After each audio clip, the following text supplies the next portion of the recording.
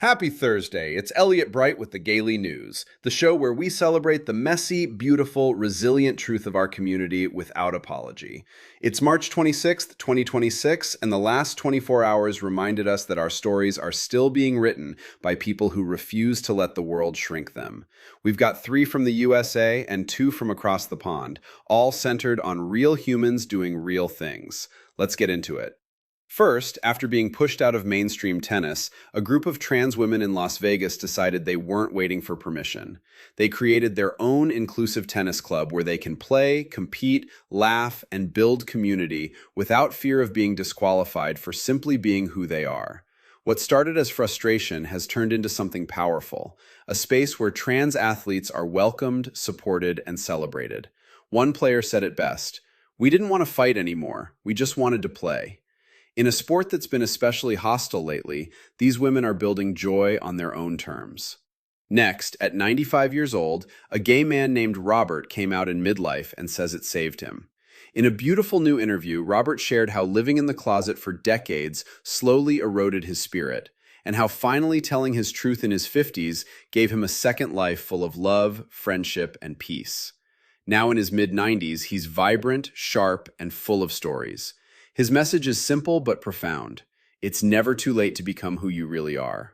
Robert's story is a gentle but powerful reminder that authenticity has no expiration date.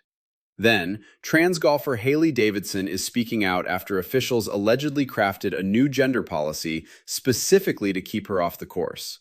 Haley, who has competed at a high level, says the rule changes were written with her in mind, effectively banning her from women's events despite meeting all previous requirements. Instead of backing down, she's continuing to train and advocate for fair inclusion.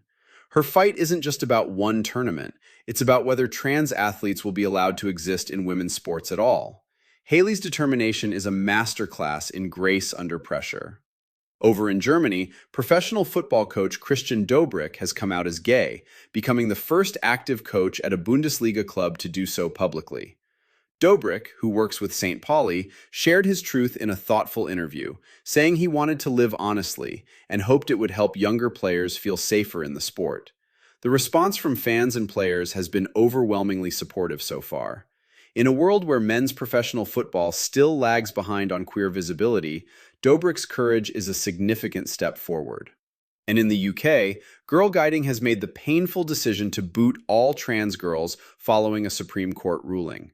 The organization cited legal compliance, but LGBTQ+ groups and families are calling it a profound failure of inclusion and safety. Many parents and former guides are speaking out, saying the policy sends a heartbreaking message to trans children who just wanted to belong. The decision has sparked widespread disappointment and calls for the organization to find a better, more compassionate path. That's today's collection, darlings. Trans women building their own court, a 95-year-old finally living free, a golfer refusing to disappear, a coach stepping into his truth, and a scouting group struggling with what inclusion really means. These stories show us in all our complexity, creating spaces, claiming our joy, fighting for fairness, taking brave steps, and sometimes watching institutions fall short. Through it all, we keep moving, keep loving, and keep reminding the world we belong. Thank you for spending this time with me on the Gaily News.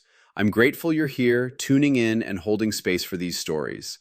I'll be back tomorrow. Until then, keep making room for yourself and others, keep telling your truth, and keep showing up exactly as you are. Stay radiant.